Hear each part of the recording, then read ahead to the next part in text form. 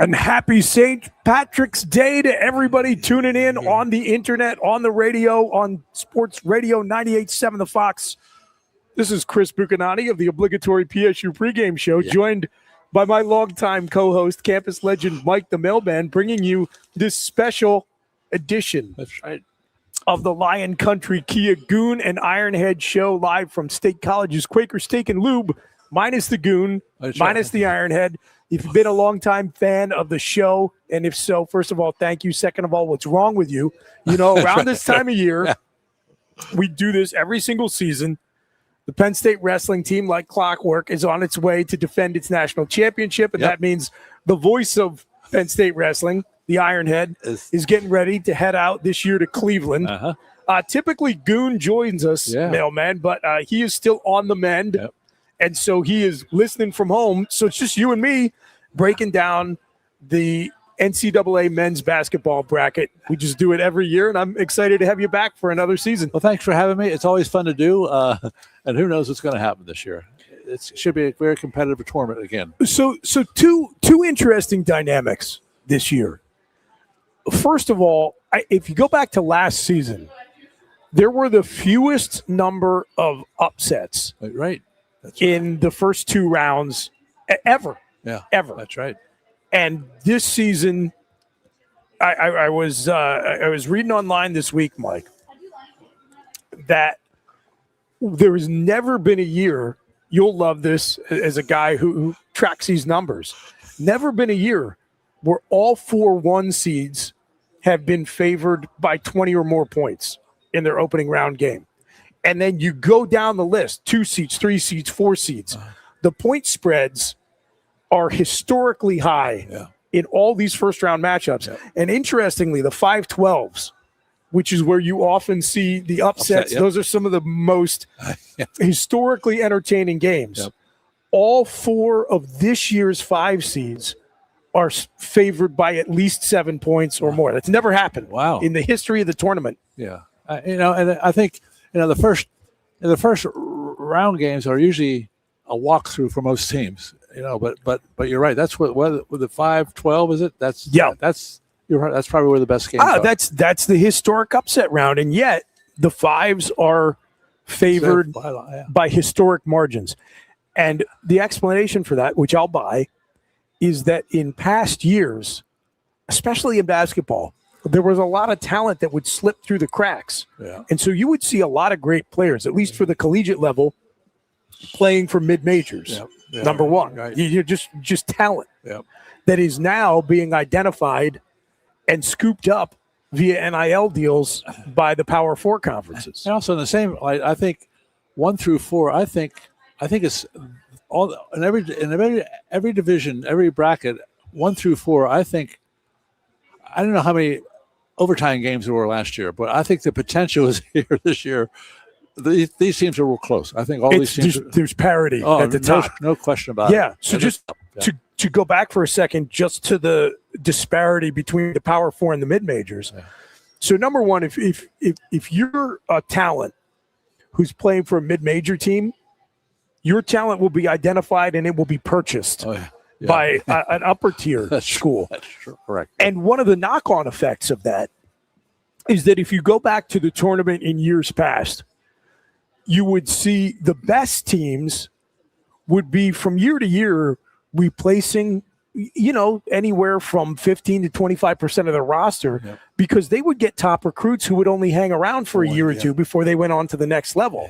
And so the mid-major teams would have squads that had played together for multiple years. That's often how they won their conference tournaments, is because they would be laden with upperclassmen who had a lot of experience on the floor together. And so come March, there'd be some overlooked talent, some diamonds in the rough, and they would be playing as part of squads that had played together for multiple years. Once again, transfer portal, NIL has completely blown that up. And so maybe I'm tipping my hand here a little bit, but I am a buyer on the notion that we are going to continue to see historically low numbers of upsets in the early rounds, which from a general fans' entertainment perspective is not ideal. No, but the tournament as a whole is really it's a big deal. I mean, everyone and a brother. It's still great. It's by far. It's still great. I truly believe people think I'm joking or I'm nuts when I say this. I think Thursday and Friday should be national holidays. Oh, I agree. I think we talked about that. Yeah. I remember a friend of mine. He said, "Mailman, when are you going to retire? Because we do a March Madness on Thursday and Friday at my house, and you got to come join us. It's a lot of fun." And he said, "Everyone's off. You should take off at least." But you're right. I think it should be a national holiday. I agree. Now, I know you never worked a day in your life. No, is your claim, yeah, Mike? But correct. you probably did.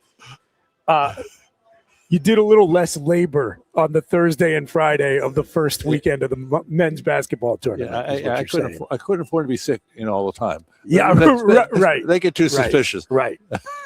So we're just going to do what we always do, which is we're going to go through this bracket over the course of the next 2 hours. Again, appreciate everybody joining us here online on 98.7 The Fox. You can hear the Lion Country Kia Goon and Ironhead show every Tuesday and Thursday from 2 to 4 in the p.m. Eastern time. Reminder to everybody in the listening area that at 4 o'clock as we go off the air, the all-you-can-eat wing buffet is going to open up here at the Lube. Very reasonably priced, especially for what you get.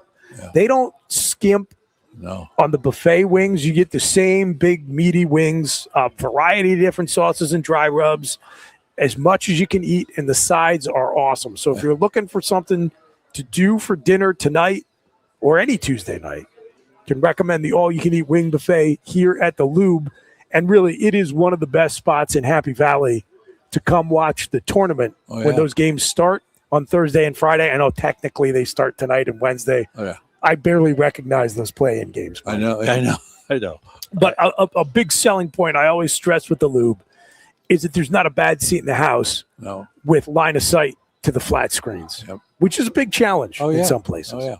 The food's great here. I love it here. It's a good time. Food, service, everything, top-notch. State College's Quaker Steak and Lube. You just simply cannot go wrong. All right, here we go, Mike. We're going to start upper left-hand quadrant, the East region. Yeah, we can start there, but I'm going to tell you that I think the best region, the best teams in the region are in the West. We'll start with the East, but yes. I think the best team on the right side of the bracket this year, especially the West. But we'll see what happens here. Let's see what we can do. I agree. Just let's tease it a little bit. You look over there. You've got Arizona, who I think everybody thinks very highly of, and who has burned me brutally in many a bracket. Yep. I think that second round potential matchup between Arizona and Villanova could be a very competitive game. Yeah, some teams out of the Big Ten that I actually like. Usually I'm a little down on the Big Ten. Yep. I'm high on the Big Ten this season because remember I always say I can't respect any teams that struggle with Penn State. That's right. But nobody lost to Penn State in the Big Ten this year for all intents and purposes. So I'm feeling good about it. Wisconsin, Purdue, over there. Missouri, one of the teams that people thought was maybe a little underseeded. They could give teams trouble. BYU, maybe top-end talent, one of the better teams in the tournament. So, but we're going to start in the East. And I do think, Mike, to go to your other point, that things at the top in basketball are flatter. Yeah.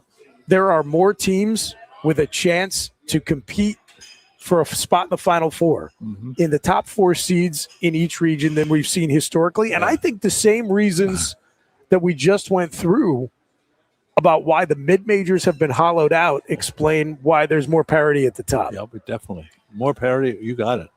So let's just start with the 116 in the East region, and that is we always take Duke, even though Duke versus Burnt Sienna, as I like to call them, who beat Penn State in the CBI once upon a time. That's right. Yeah, brutal.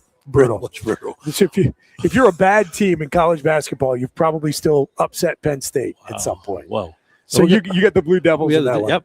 And then now Ohio State TCU didn't TCU coach as a Pitt coach? Wasn't he the Pitt coach once? I think he was. I think once upon a time. I think he was. Anyway, but I mean, Ohio State's been playing well lately, so I like Ohio State, even though it's an 8-9 matchup. It's always usually either way, but I think Ohio State has proven at least in the tournament towards the end of the year they've started to come on. Now, speaking of 8-9 matchups, Mike, I'm only going to mention this once. Okay. But I got to mention it. Okay. So every year on Twitter, there is a 64 participant bracket where they let Twitter users vote or X users vote, whatever you want to call it, of all the top media and online Twitterverse personalities around Penn State football. Okay. So Horn has been included in this field of 64 a few years. He has yet to win a game, Sure. but he keeps moving up. He's a 7 seed this year. Oh, good. But I was honored to make my debut this year. I am in an 8-9 matchup. Wow, come on. Yeah. So Twitter users out there, you can go and vote for me before I run into the buzzsaw of Caroline, sup _ Caroline will absolutely destroy me by like 80 points if I get through. But, my goal is to leave a beautiful corpse. That's all you can do. Okay, so you've got Duke and Ohio State getting through their respected matchups. I'm with you. What do you think moving on down here? We're in the East region of the bracket, upper left-hand quadrant as you're looking at it. St. John's has a really solid season under Rick Pitino, makes it all the way to the Big East championship game. Not victorious, but they end up with a 5 seed. Underseeded, in your opinion? Yeah, I mean they really destroyed Connecticut in the finals. They beat them by 20, I think. Did they won that game? They won the tournament, and they still got a 5 seed. Yeah, that I was really surprised at that more than any other. That is outrageous. I figured they must have lost. No, they beat them by 20. Holy cow! Man, no respect for the Big East. You're right. All right, so they've got Northern Iowa in the first round. Not a 5-12 upset in your mind? No.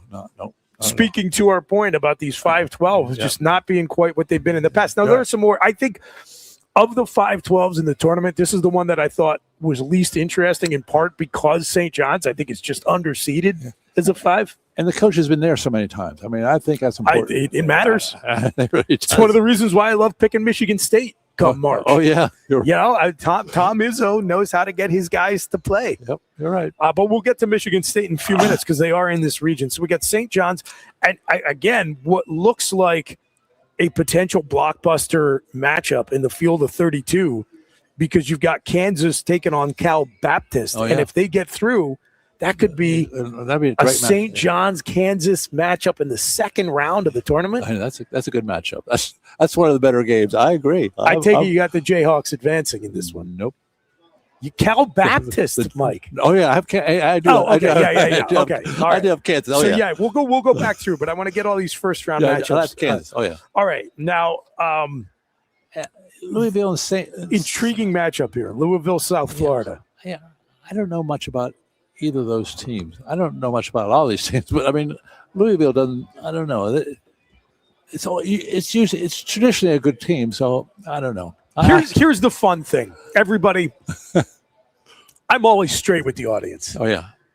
If you want me to talk about college football, which I'm really deep into now, because that's where I'm doing my show on TFN Radio, is all college, all the time. Now, I'm deep in on that. I am deep in on the leadership transition that is happening with Penn State football and everything going on with Matt Campbell and this roster and all the politics of college football. Mm-hmm. As a result, I know next to nothing about any one of these teams, and this is just, we are having fun with this thing because my worst brackets, Mike, have come when I know the most about the teams. That's always that. I tell this story every single year because I think it is so instructive about how to do your March Madness bracket. The worst bracket I've ever had in my life was a year when I was deathly ill the whole week leading up to the tournament. So all I did was lay on my couch and watch expert analysis from ESPN for 72 hours before the tournament started. And I knew more about every roster and every team and all the matchups that I ever have in my live-long life. And I listened to these guys, and I picked based on their expert perspective. Mm-hmm. And my bracket was a dumpster fire visible from space.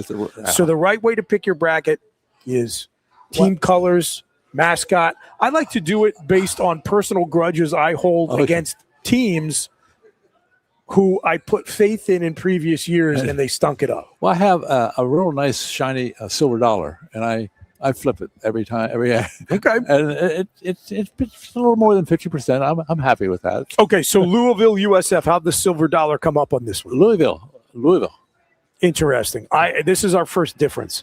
Okay. I went with South Florida because they are hot right now. Oh, good. They won the American.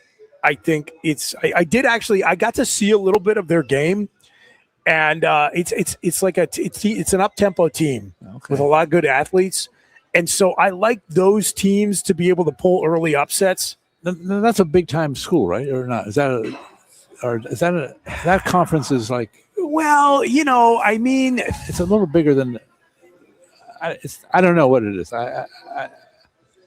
It's not a Power Four. That's what I meant. It's not a Power Four, but they're up close to that. I would think they are one of the programs that is spending. Okay.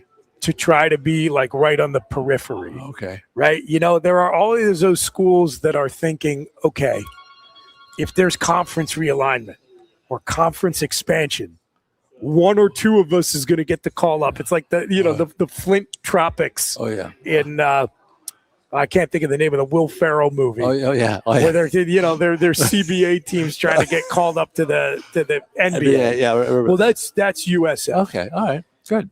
So in the other half of that bracket, you've got Michigan State versus North Dakota State.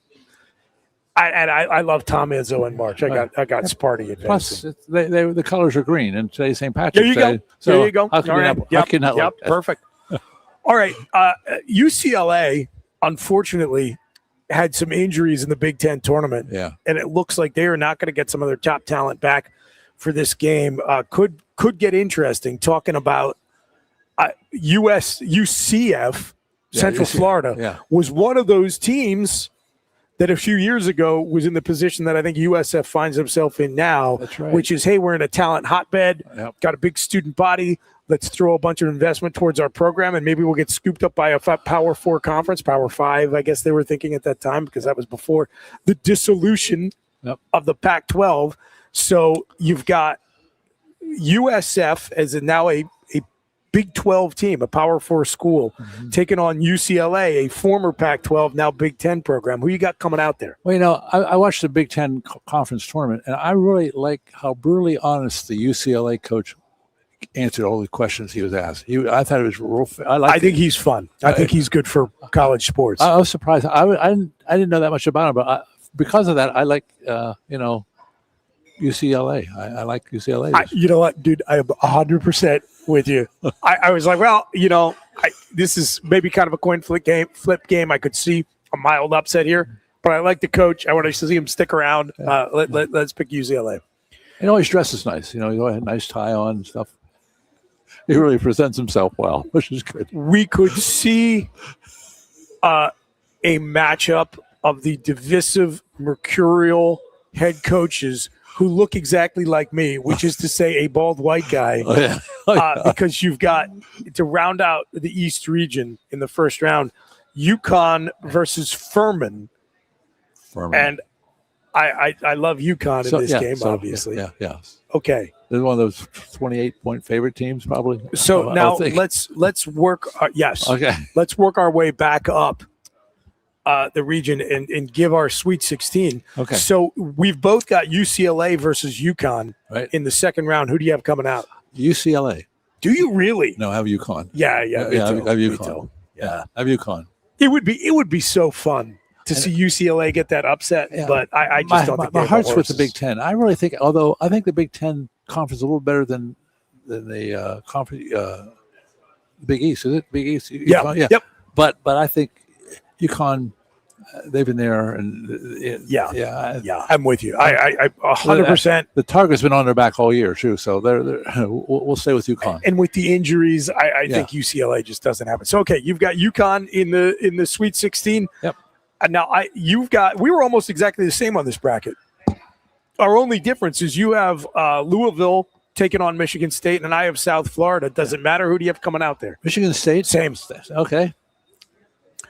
And then St. John's versus Kansas.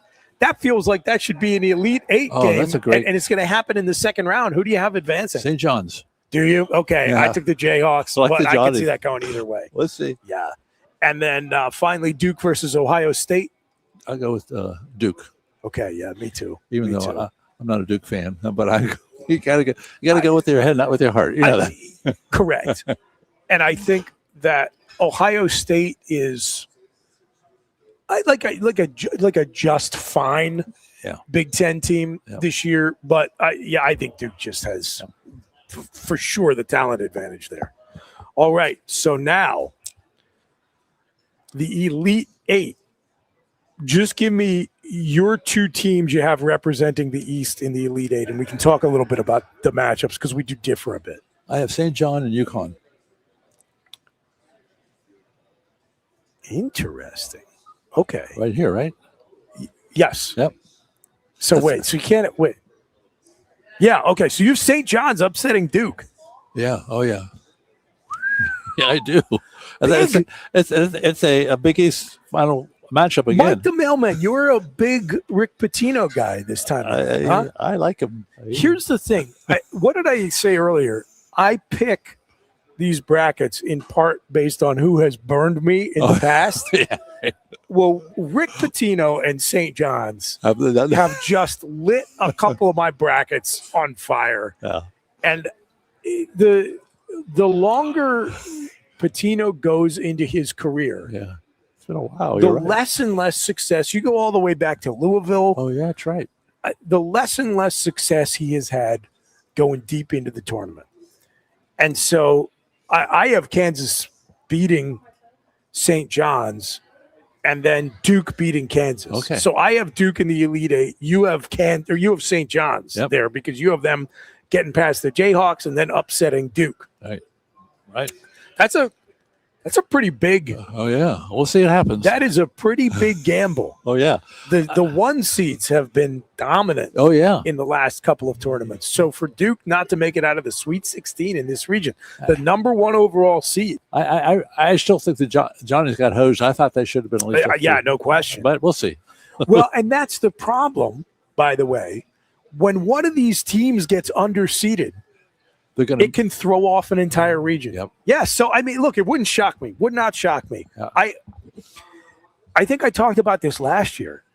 As somebody who remembers the glory days of Big East college basketball. Oh yeah. I love that St. John's is competitive. Yeah. Yep. I love that they're in the tournament. So even though I didn't pick it, I mean, let's be honest, Mike, you're going to beat me as you always do. No. Was that Luke Konosaka? That the guy who used to coach them? Luke, wasn't that Sweet Luke? In St. John. Back in the 80s? Yeah. Yeah, I can't even remember the guy's name, but that's probably right. That's probably right. That's a while ago, but yeah. I would love to see that. Yeah, we'll see. And so you have an all Big East Elite Eight coming out the East region because you have St. John's versus UConn, right? Right. Yeah. Who do you have representing the region in the Final Four? St. John. I knew it. I knew you were going to say that. Yeah. Wild. Okay, I have UConn over Duke. Oh, do you have? Yeah, okay. Yeah. I like UConn a lot. I like the experience of having been there, and I like coaches with experience come tournament time. Well, one thing I like when I used to work at the post office when the tournament was on, anytime Duke would lose, I'd have a big sign. I remember you telling me this. Life is good. Duke's been eliminated. I mean, I'm sorry, Duke fans, but I just never. Now, how was the popular response to that? Pretty positive. A lot of people agree. Yeah. Duke is one of those really divisive teams, like a Notre Dame in football. That's what it reminds me of. Yep. So it's interesting. I think it probably matters a little bit to what age you are. Yeah. Because if I can digress for a moment here as we fill in on the Lion Country Kia Goon and Ironhead show live from State College's Quaker Steak and Lube, airing locally here in Happy Valley on 98.7 The Fox. So I was born in 79. So my whole childhood, New York Yankees were not good, not competitive. That's right. And so I remember when the 96 Yankees won the World Series, that was almost like a feel-good story to people my age. We're like, oh, this team that like our dads and grandparents would talk about like there was some like dynastic juggernaut, and all we knew them as was this team was kind of a joke. You know, it's like George Steinbrenner and George Costanza working for Steinbrenner on Seinfeld. Oh, yeah, that's right. It's for that team to actually put together a World Series champion, it was like a novelty. Yep, right? It would be like if it's a time-sensitive thing. You're right about that. It would be like if the Montreal Canadiens won a Stanley Cup. Now, way back, they were the best because it's like this is one of these dynasties, right? Yep. And so at the time of that first World Series title, it was like, okay, cool. This is fun. It was like when the Kansas City Chiefs won their first Super Bowl with Patrick Mahomes. It's like, these poor, long-suffering fans, these great fans, they finally won a championship. Then they come back and they keep experiencing more success, and then very quickly you hate them. Right? Yeah. The Yankees went from like this feel-good novelty story to the evil empire, and like it was, I've never rooted harder for a team than I did the 2001 Diamondbacks. And that's a six-year time period. Will Duke, once upon a time, it was like, scrappy Coach K, knocking on the door, you just want this guy to finally win one. So, like those early 90s Duke teams, to fans of a certain age, it was like, oh, cool, what a novelty, right? Yep. But then they just keep winning, and they're winning, and they always have these players that everybody loves to hate. Oh, yeah. And they turn into the villains really quickly. And so it's always fascinating to me to see the degree to which Duke has turned into like one of the arch villains of American sports. Yeah, I'm not encouraging people to hate anybody. There are two kinds of hate. Yeah, that's right. There's ugly, like human, legitimate hate. Okay. It's like what you see like over in the Middle East right now, right? That's ugly. We don't like it. Then there's sports hate, which is actually kind of fun. Yeah, sports hate is fun. Yeah, it can be healthy.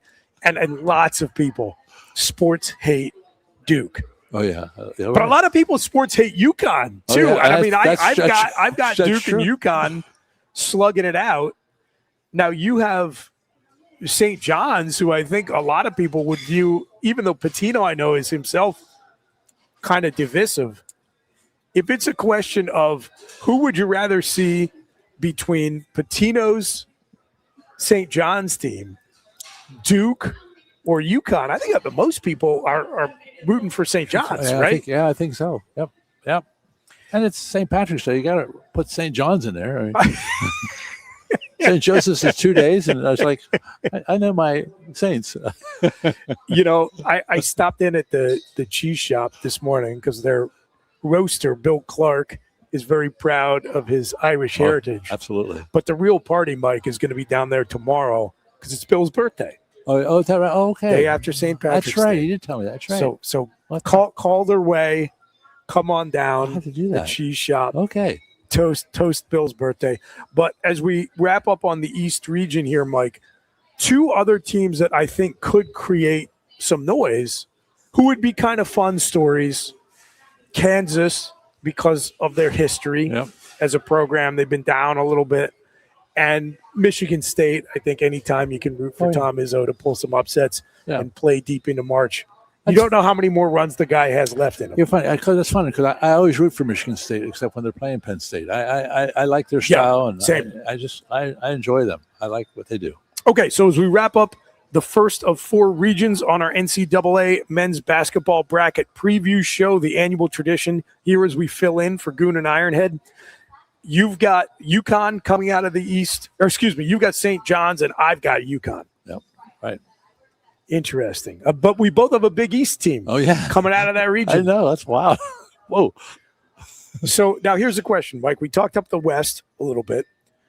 Do we want to go to the right in the bracket and talk about the West on the other side, or do we want to go down and talk about the South? You pick it. Let's go down and talk about the South. I'm with you. Okay. I'm with you. Okay. So we're going to go to our second bracket region on the other side of the break. We're going to talk about the South. Don't listen to anything we say and don't go anywhere. Stay tuned for more of the Lion Country Kia Goon and Ironhead show live from State College's Quaker Steak and Lube right here on 98.7 The Fox. We'll be right back. You look a bit nervous, eh? Thierry, what's it like to stand in the FIFA World Cup stadium? Wouldn't you like to know? Just tell me. Come on. It's not something that you can put into words. Such a tease. You can't rush it.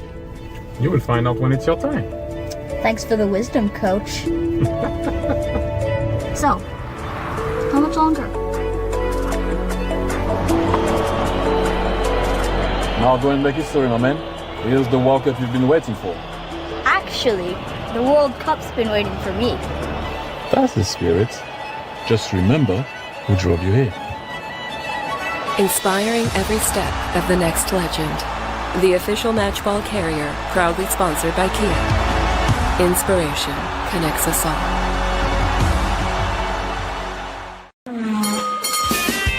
If you love wings, if you love rings, and all kinds of other tempting things, great times, great food, get to Quaker Steak and Lube. Get our Best Wings USA, signature sauces, mouth-watering appetizers, or any of our delicious award-winning lube favorites. Great times, great food, get to Quaker Steak and Lube. I'm the Modelo Recruiter, and I'm looking for fans with good hands and great speed. The ones who stay focused and never miss a play. They go the distance on game day, even when their team is away.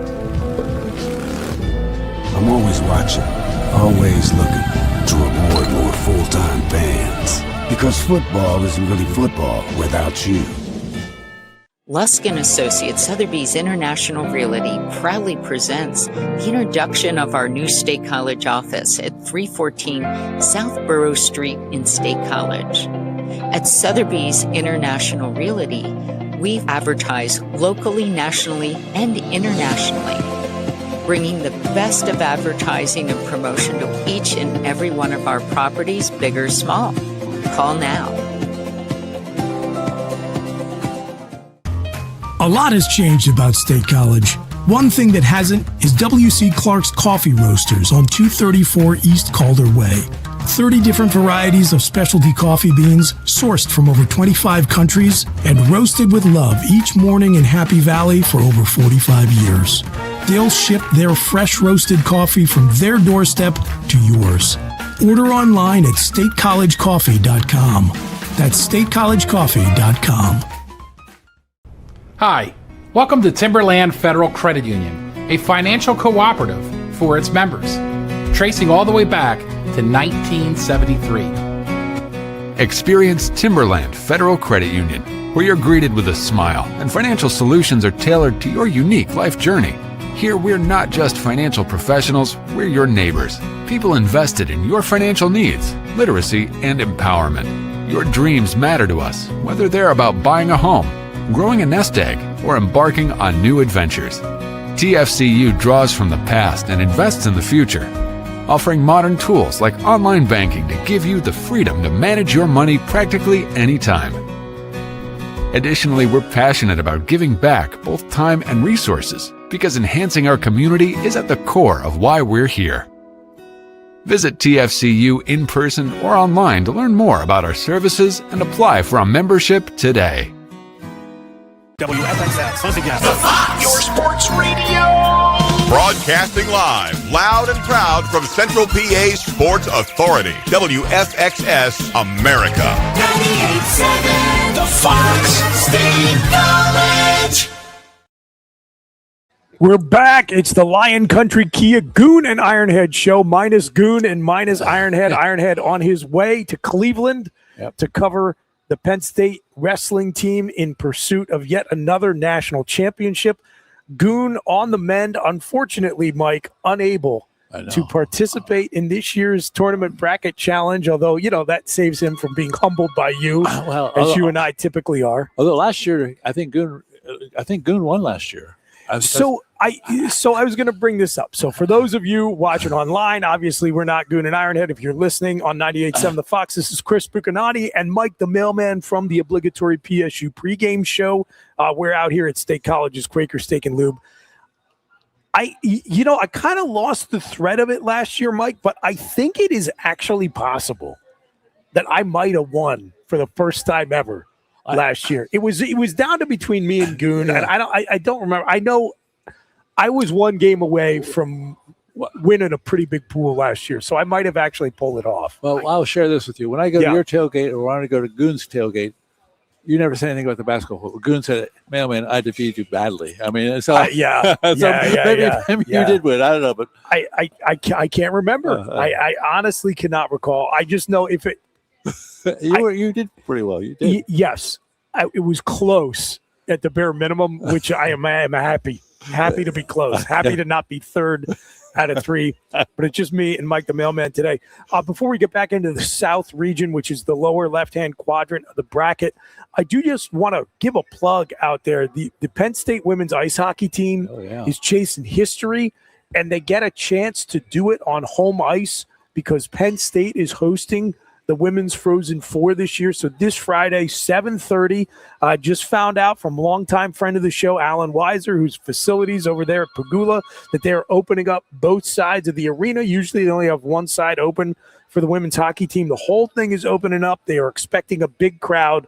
Would love to see folks out there to support Penn State as they, for the first time in program history, play a Frozen Four game on home ice versus Wisconsin this Friday, 7:30.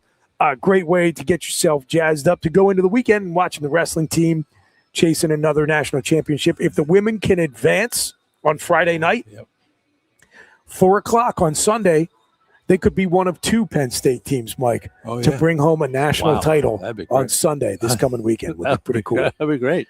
All right, so let's get into it. I love this, by the way, is being an Eastern Pennsylvania native. Lehigh, could maybe be playing as a 16 seed. They're that's right. They're in one of these stupid play-in games that I hate so much, but they'll be taking on, if they win, Florida. And I have got, of course, the Gators advancing out of that game. Yes, Your heart's with Lehigh, but Florida, much better team. Do you remember when they upset? Speaking about Duke as one of the villains of American sports, they upset Duke in the tournament. That's right. Oh wow! Whoa! Yeah, so you never know. Shout out to the engineers, but I don't think they're getting any further than maybe a victory in the play-in. I hope so. Longtime friend of the program here on the Lion Country Kia Goon and Ironhead show, a former student broadcaster close to my heart, one of the founding student officers of the student radio station. Tom Fallon is the voice of Lehigh basketball. That's really cool. That's really cool. Cool story. Shout out to Tom. A friend of mine has a daughter who plays on the volleyball team. She said she loves it there. That's great. Super cool campus. Oh yeah. I'm sorry the Eagles don't have training camp there anymore, but always root for Lehigh sports. When they're not taking on Penn State in wrestling. That's right. Obviously, they've done that for years. That's true. Also, speaking of schools that have upset Penn State in men's basketball, I think Lehigh once upon a time has gotten our number for sure. For sure. All right, so we've got Florida obviously advancing as the 1 seed in that region. The 8-9 in this region, Mike, is very intriguing. Yeah, it is. Clemson versus Iowa. Who you got in this one? Let me share this with you. I love Penn State sports. I love Penn State basketball. I love their coach. Yes. But Penn State beat Iowa. I was at that game. It was a great game. Back and forth. Yeah. So I'm taking Clemson. I picked Iowa. And why did I do that? What's my cardinal rule? If you lose to Penn State, that was one of your cardinal. But the thing is, I remember that game, Mike.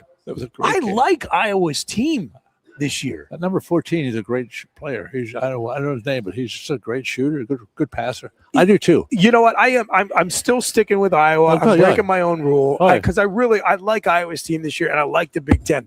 Good. Sometimes I fade the Big Ten when it comes to tournament time. Yeah. And I don't know that they've got. The top half, I think, is really loaded. It's very even. Yeah. I don't know that they've got a team I consider to be a legitimate title contender.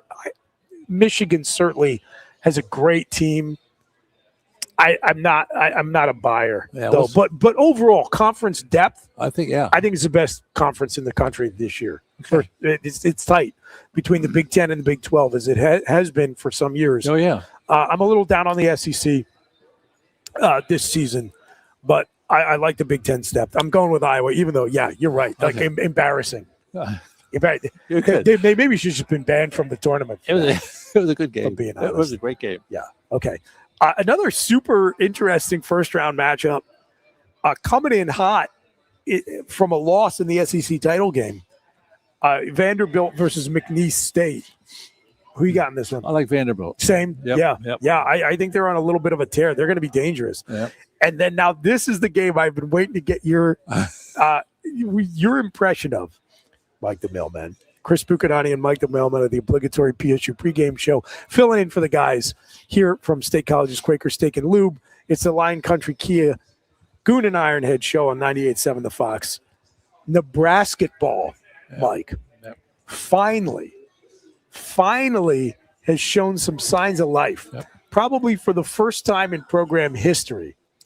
And they could achieve a program first here. Yeah, I've heard that they've never won a zero. That's amazing. Zero tournament wins in Nebraska program history. Wow.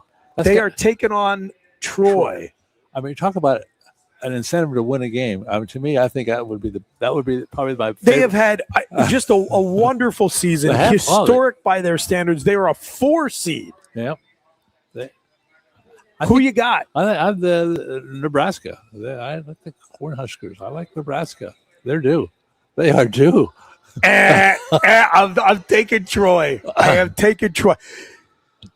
Would it not be just the most hashtag Nebraska ball thing of all time for them to put together this great regular season, play their way into a 4 spot in their region in the tournament, and then lose. And Troy is one of those teams that could do it, right? Yeah. I love Sun Belt teams. Oh yeah, because we were talking at the top of the show about how upsets are endangered in the current iteration of college basketball, right? Because the top players who fall through the cracks get identified and scooped back up by the Power 4 with NIL plus the transfer portal. Yep. The Sun Belt is like a hotbed of great athletes who slip through the cracks of the Power 4, either because they have academic issues coming out of high school or, there's a hole in their game or whatever. Scouts just miss on them. And so if a team is going to come up and nip Nebraska, I love for it to be a Sun Belt team to pull the upset. So I'm just not buying in. I'm not buying in. You got to do it. You got to do it one time before I'm going to believe in you. I've got the Huskers losing in the first round. Well, I'm anxious to watch that game because maybe their football coach will be there. Matt Rule will be there. I used to work with his grandfather, so I have sort of a heart for him and the team. So we'll see. All right. Okay. See what happens. Yeah. Should be good. Should be good. Their coach, by the way, Nebraska, used to play for the Chicago Bulls once upon a time. He was part of the group that had to take over when there was that mass exodus of the Last Dance team, when Jordan and Pippen and Rodman and all the guys are on that team. And wow, that team was a disaster. Oh, yeah. It was one of the worst professional basketball teams I've ever seen. And I watched the tanking Sixers. Oh, wow. Yeah. I think the coach has a son playing, too. Yes. Yeah. Correct. All right, so moving along here in the South region, Chris Buchanani and Mike the Mailman of the obligatory PSU pregame show, filling in for the guys, breaking down the tournament bracket as we do every year here on the Lion Country Kia Goon and Ironhead show. North Carolina taking on the former stomping grounds of our guy, Mike Rhodes, Virginia Commonwealth. Yep. Who do you like in that one? I like UNC. Just because, I do too. Yeah. VCU has been a nice story this year, getting back to the tournament. Oh, yeah. But I think North Carolina, who's not what they've been, nevertheless has enough firepower to get through that one. Yep. Might be on a little bit of upset watch, though, in that first round game. I think. Yep. Yeah, got to be. You got to take VCU seriously, or else you might get licked, as Joe Paterno would say. Oh, yeah. Right? That's right. It could be one of those games. But yeah, you and I both believers in the Tar Heels. So we're the same so far, Mike, except you took Clemson. Yep. And you took Nebraska. Oh, yeah. But who do you have in the Illinois versus UPenn? Well, I have Illinois, but, it should not have been UPenn. I was happened to be at a restaurant on Sunday and watching the Yale-Penn game. Okay. Yale had the lead with 3 points with 9 seconds to go. And a guy from Penn just shot a three. He made a three. So on 9 seconds, they had a chance to foul the guy. I was just going to ask. What? That's a tough. I'm sorry. It drives me nuts. Are you a foul up three guy in that situation? Me too. I am. Me too. What are you doing? But I found out. I didn't know that the former Iowa coach coaches Penn. Yes, Fran McCaffrey. Yeah, that's his alma mater. Yeah, it's oh, hey, Fran, what are you doing there? So I'm happy for them, but I was like, Yale, could you blow that? Well, first of all, let's talk about that for a moment. It drives me nuts that strategically more coaches, especially with only 9 seconds left, you're talking single digits, you're down 3, and the philosophy of not fouling says we're going to trust our defense, right? Yep. Well, how many times have you just seen crazy, well-defended three-point shots go in? Especially when the guy who got the ball in bounds, he had scored 42 points already in the game. I was like, what are they doing? If you're going to trust your defense, I know. Why can you not trust off the inbounds after the foul shots? I agree. Yeah. Right? Yep. Yeah. No, I'm completely with you. And just a funny aside about Fran McCaffrey.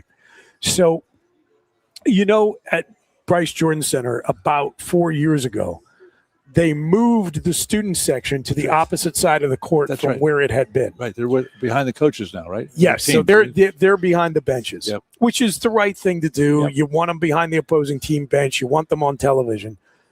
But from my perspective, a little inconvenient because my season tickets used to be over in the section. I was in the group that got displaced by the movement of the student section. But there was a guy, Mike, for years I had these seats. He was about 2 rows down from me, and we were right behind the opposing team bench. We were probably about 8 rows up, so this guy was like 6 rows behind the opposing bench. And he just delighted in just giving it to the opposing coaches. And nobody would more reliably take this guy's bait like clockwork than Fran McCaffrey. Just could not control his temper. And I would make sure we would split those tickets with another couple. I would make sure I always got the Iowa tickets because I was like, I know Fran is not going to be able to control himself. And this guy is going to get him to blow his stack at least 2 or 3 times during the game. And that's Fran McCaffrey. Great coach, has led 4 different programs now to the NCAA tournament. Absolutely no self-control when it comes to his temper. But here's another interesting fact about Fran McCaffrey. This blew my mind. Has never been in a Sweet 16. How about that? Wow. Not once. Wow. But he gets him there, gets to the tournament. A lot of schools just put value on that. Just get to the tournament. Listen, we would love to have that problem here at Penn State. You're right. Actually, back in the 80s at Rec Hall, there was a guy, a white-haired guy. He was young, but he had white hair. He would harass the same thing. He sit close to the opposing bench. Yeah. I said, "What is the matter with that guy?" I got embarrassed. I said, "Don't do that. You're a millionaire, dude. Just tune it out." Yeah, exactly. Why would you? Yeah, ridiculous. You're right. All right, but you and I like Illinois' team this year a lot. I think it's actually kind of unfortunate They did not get a great draw, in my opinion. I think in a different region, they might have gone deeper than I even have them going. Yeah. But so just to wrap up the first round matchups in the South region, kind of an interesting 7-10 in my opinion. St. Mary's versus Texas A&M. Who do you got there? St. Mary's. Do you? Yep. Yeah, I took A&M in that one, but that's a coin flip. St. Mary's is the same conference as Gonzaga, right? Gonzaga, yep. I think they're a good team. I just like them. I like them. They're a tournament regular. Yeah. Oh yeah. Yep. St. Mary's and Gonzaga have been. I don't think St. Mary's has a consecutive streak going. I saw Gonzaga has been to 13 consecutive tournaments, but I know St. Mary's just in terms of most appearances in the last 15 years. And it says something about that conference that they respect it enough to get one or even 2 or 3 teams in there. So yeah, and I mean they hold their own. When they get in. Yep.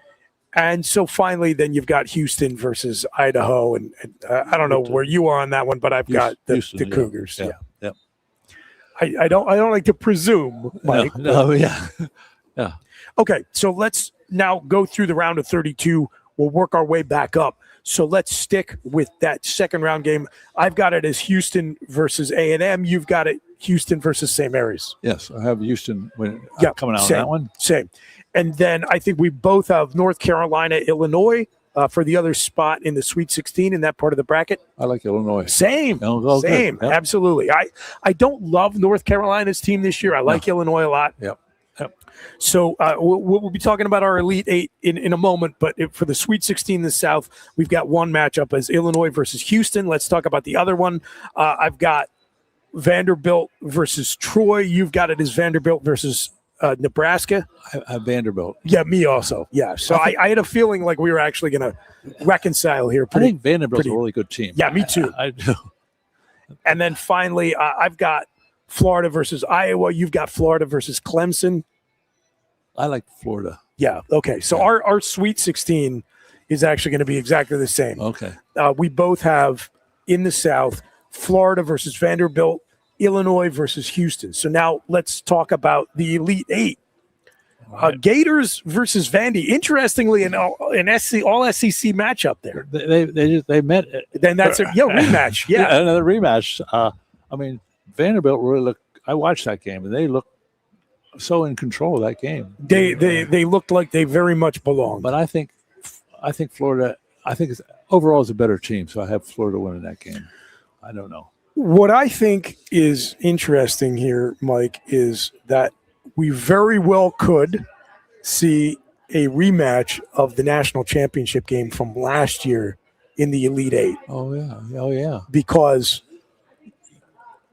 I liked what ended up losing me a little bit of money last year was it came down to me versus another guy who is an undergrad, so probably needed the money a bit more than I did anyway. But we both had Houston, Florida in the title game. So it was whoever won. Oh, yeah. Okay. Because I picked Houston and he picked the Florida. Gators. But this is, like I said, I think a tough region. So let's talk about it. You and I both have Florida beating Vanderbilt in that rematch of the SEC title game, the Sweet 16. We both like Illinois.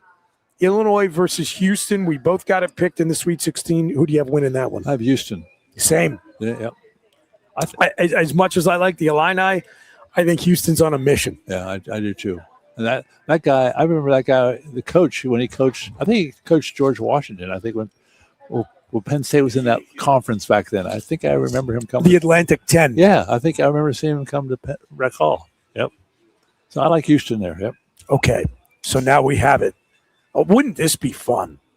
A national title from last season rematching in the Elite Eight in this portion of the tournament. This is the fun, I think, of this year's tournament. We probably won't get, and who knows, but I suspect we will, as was the case last year, not get as entertaining a first weekend. Right. Because of, the transfer portal and NIL has screwed up a bunch of things in college sports. Yeah. It's probably robbed us of some of these first-round matchups we used to see back in the day. You're right. But I think because there's more parity at the top, we're going to get great Sweet 16 and Elite 8 games. So who do you have coming out of the South region in a rematch of Florida versus Houston? I have Florida. Do you? Yep. Yeah, dang it. I'm going to be a moron and I'm riding with the Cougars again. All right. Kelvin Sampson is just on a mission. That's a guy. I got Houston. Okay. I got Houston over Illinois, Houston over Florida. Yep. And I am probably just a sentimental idiot. No, it's a good matchup. It really is a good But this matchup. is what I do when I have faith in you. You get faith for 2 years. Oh yeah, that's it. They say everybody gets one. No, for me, everybody gets two. Are you And running out then- of teams yet or not? What's that? Are you running out of teams that have faith? I know, because you can come around. Oh, that's true. So That's true. we're going to talk about Purdue later. Oh, that's true. Purdue burnt me and burnt me. And so for years, I disregarded them. I faded Purdue. And so it's the same deal. If I disregard you for 2 consecutive years, Then you can. and you prove yourself, Oh, okay. then you get back in my good graces, Oh, and then okay. you got 2 years before you get bounced, right? So it's cyclical. I like it. It's That's cyclical. It's a great Mike. system. It's a great And system. so Houston still has a year left before they get sent to no man's land. Okay. So I've got the Cougars coming out of the South, and you've got Florida, but we're both feeling like that is going to be an Elite 8 matchup for the ages. Oh yeah, really good, very good. I like that. I like when there's some continuity from year to year in the tournament, and it would be a lot of fun. Oh yeah, to see Florida and Houston battle it out again. Great game for a chance to go to the Elite 8. So just to review for everybody, Chris Bucanani, Mike the Mailman, 50% of the obligatory PSU pregame show. Every year around this time, we enlist Mike's services because Ironhead's off to the wrestling tournament. Usually Goon is with us, but Goon can't be here because he is recovering from having a surgical procedure done. He's fine, but there's mostly right now the voice. Oh yeah, I said he's at home recovering. I said, you want to zoom in? And he said, I just can't. I can't. My voice is too scratchy. I'm not going to make it even for half a show, let alone 2 hours. But we're here on the Lion Country Kia Goon and Ironhead show. We're at State College's Quaker Steak and Lube. A reminder to everyone, the All You Can Eat Wing Buffet is going to open up out here at the Lube at 4 o'clock as we go off the air. But we're picking the entirety of the NCAA men's basketball tournament bracket. And before we go to break, Mike, let's just review our Elite 8 on the left side of the bracket. I have Duke versus UConn, with UConn representing the East. Who do you have? Of St. John's and UConn. And you have St. John's coming out. I'm St. John's, yep. Okay, so we both have a Big East team coming out of the East. I have UConn, you have St. John's. We both have Florida versus Houston. You pick the Gators, I pick the Cougars. Yep. That should be good. Yep, that's good. And so Florida versus St. John's would be a blockbuster game. I would love to see. But UConn Houston would be fun too. Oh, yeah. So any combination of those 4 teams. Yeah. And I think you and I are kind of both circling around the top teams. Oh, yeah. And we're both in on the notion that St. John's is underseeded. Yeah. So even though I had them losing earlier, it would not shock me at all to see them going around. Yeah. If they show up like they did for the championship game, Big East, they're going to do well. So we'll see what happens. An experienced coach, yep, team on a hot streak, maybe got a little chip on their shoulder because they feel disrespected. That's a lot of good ingredients for success in March. Oh yeah, the chip on the shoulder. I love that expression. Bucanani and Mailman here at Quaker Steak and Lube. Going to take another break, and then Midwest or West. We'll go with the upper right. We'll go with the West. Okay, we're going to look at Mike the Mailman's favorite region, the West. It is. The upper right-hand quadrant of the bracket right here on the Lion Country Kia Goon and Ironhead show on 98.7 The Fox. Don't go anywhere. We'll be right back. You look a bit nervous, hey? Thierry, what's it like to stand in the FIFA World Cup stadium? Wouldn't you like to know? Just tell me. Come on. It's not something that you can put into words. Such a tease. You can't rush it. You will find out when it's your time. Thanks for the wisdom, coach. So, how much longer? Now go and make history, my man. Here's the World Cup you've been waiting for. Actually, the World Cup's been waiting for me. That's the spirit. Just remember who drove you here. Inspiring every step of the next legend. The official matchball carrier, proudly sponsored by Kia. Inspiration connects us all.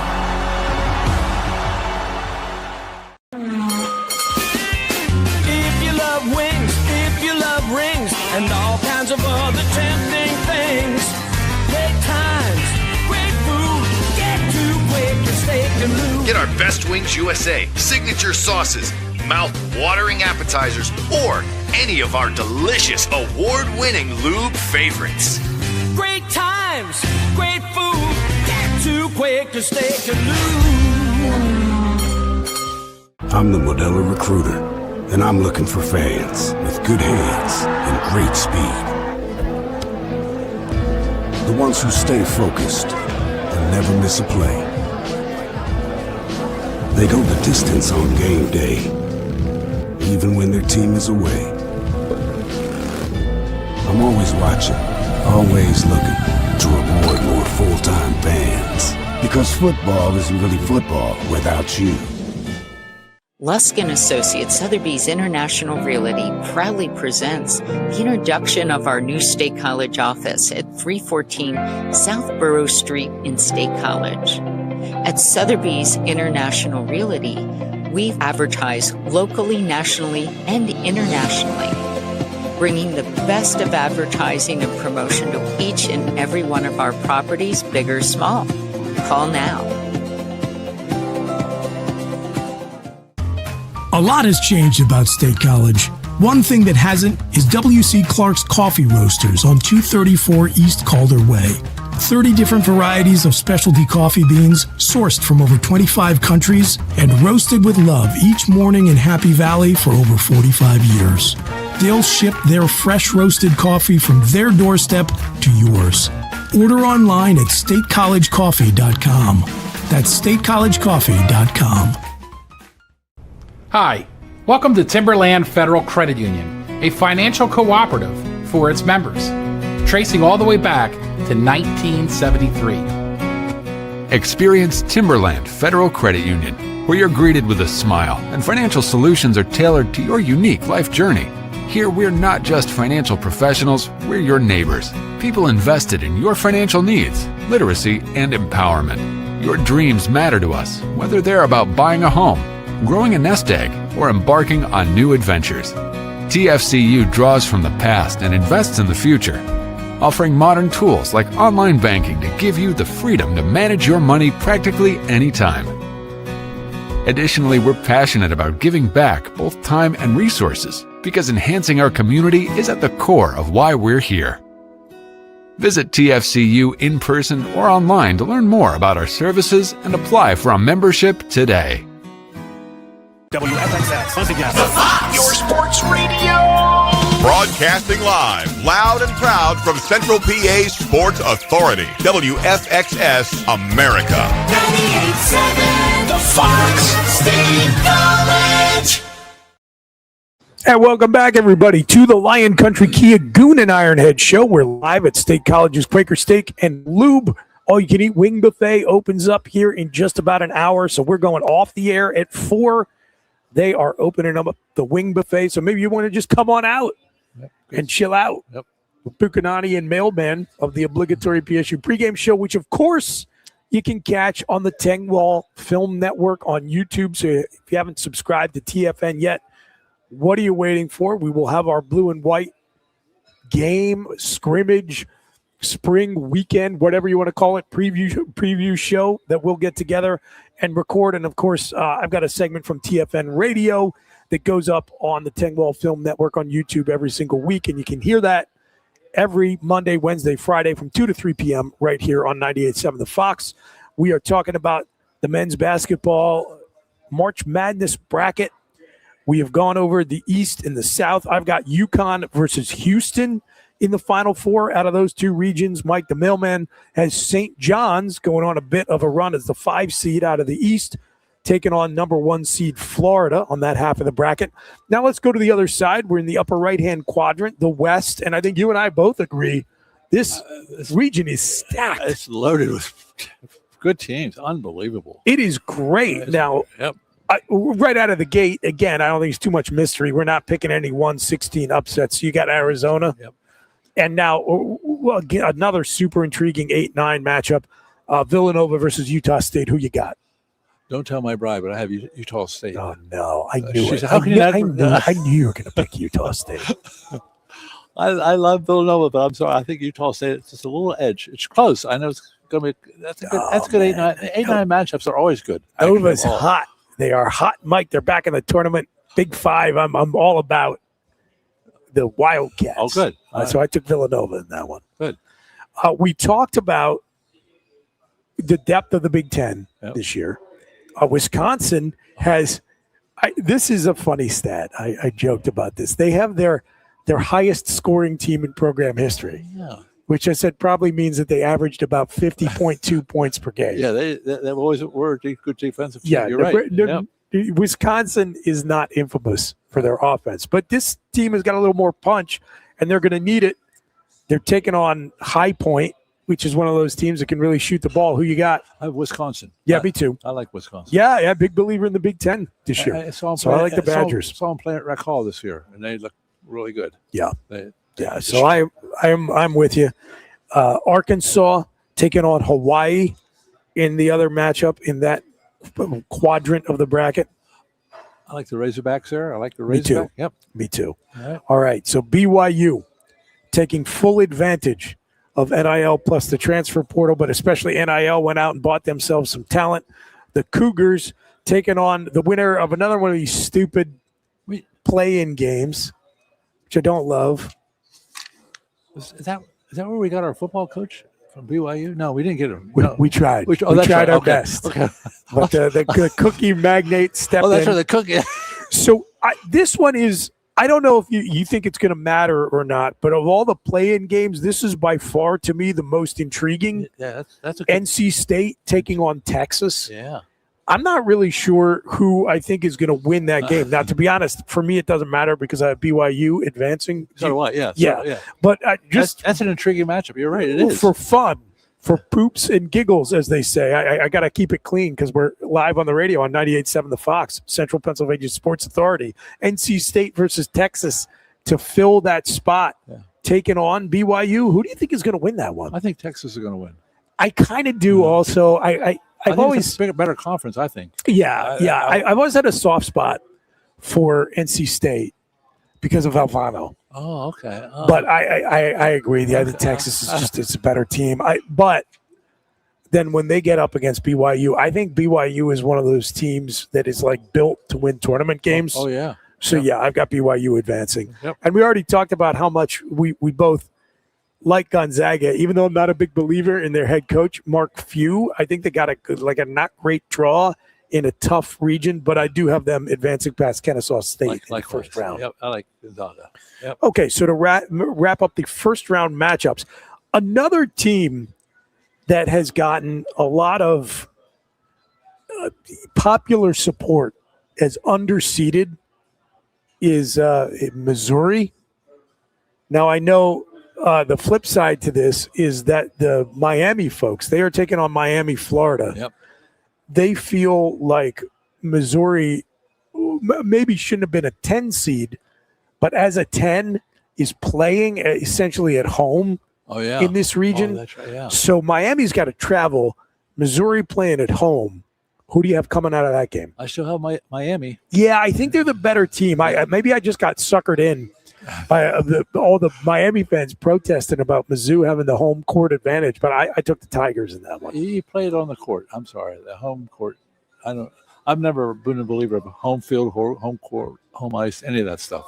You're the guy. You know the data, trends to treasure. I'm rooting for home ice this weekend, of course. It's a totally different deal. Yes. Reminder to everybody, if you didn't catch the announcement earlier, if you can make it out, get your tickets. A historic opportunity here for the Penn State women's ice hockey team, which won their first NCAA playoff game at Pagula Ice Arena last Saturday, this past weekend. Penn State is the host for the Women's Frozen Four, so they are taking on Wisconsin at 7:30 on Friday night, a chance to play for a championship at Pagula. So come on out, cheer the ladies on. They're hot. They're playing really well. Wisconsin has a great team. It's going to be a tall order, but it should be road I think the home advantage is going to help the Nittany Lions. So come on out, 7:30 on Friday night. Women's ice hockey team taking on Wisconsin. Okay. So you took Miami, Florida. I took Mizzou. Last matchup in this region, Purdue takes on Queens. Do you know where Queens is located, Mike? I would guess New York City. I would think so. Yeah, no, it's in North Carolina. Oh, is it? Yeah, No. yeah, it's not Queens, New York. I It's see like that. Queens I see College. the NC. Yeah. First appearance in the NCAA tournament for them, and I think it ends quickly because I've got the Boilermakers. Yeah, so do I. Yep. All right. They look really good in the Big Ten championship game. They really did. Yeah. Matt Garvey does a great job. Yeah. Okay, so let's just stick right there with Purdue because we're going to do as we've done the other two regions. We're going to work our way back up as we talk about these field of 32 games. I have it as Purdue versus Missouri. You have it Purdue versus Miami. I like Who you got? Purdue coming out of that. Same. There you go. Like the other regions where we differ, Mike, it's early on and then we kind of call it less. Well, except in the East. The former coach, that Gene Cady. Yeah, yes. I saw him at the game. They showed him at the game, the Purdue game. At the Big Ten championship. He was there for They showed him on TV. I was dipping in and out. He was in the crowd. I said, wow. I don't know. How's the hair looking these days? Because he used to be infamous right. for his hair. Oh, that's right. But I mean, Gene Cady's getting up there, man. Is the old hairline receding? No, he looked good. You saw him cheering. It's great. Okay. That's nice when these coaches come back and watch. That was their life. Let me ask you. Yeah. In your opinion, probably a little bit of Just for Men at work. Pardon me? A little Just for Men. Oh yeah. At work there, maybe even a little bit of a hairpiece. Probably. I don't know. Oh, yeah. That's All right. Keep it here. Yeah, absolutely. Yeah, but we like Purdue, both of us. All right. We both talking about how much we like the Cougars team this year, BYU versus Gonzaga. We both picked that one. Who do you have facing Purdue in the Sweet 16 in the West? I have Zags, Gonzaga. Do you? Yep. Okay. Yep. All right. I went with BYU. Okay. I think they've got the firepower to get to the Sweet 16. And boy, are their donors going to be angry. Oh yeah. Crumble Cookie Guy is going to be irate. Oh yeah. If they invested what they did in this year's roster and they don't even make it to the Sweet 16. Oh yeah. Especially losing to a team like Gonzaga that probably has a payroll role that is dwarfed by that of this year's BYU squad.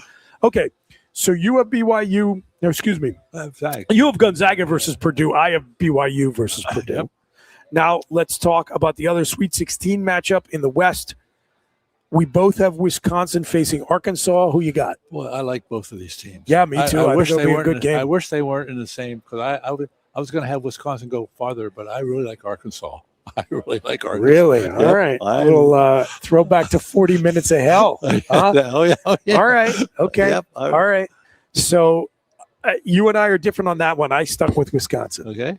I believe in the Big Ten this year. Man. Oh yeah. I'm a little skeptical of the depth of the SEC. I don't think it's quite as good as it's been the last few years, and I think the Big Ten is a little bit better. Okay. So we talk about that depth in the top half of the conference.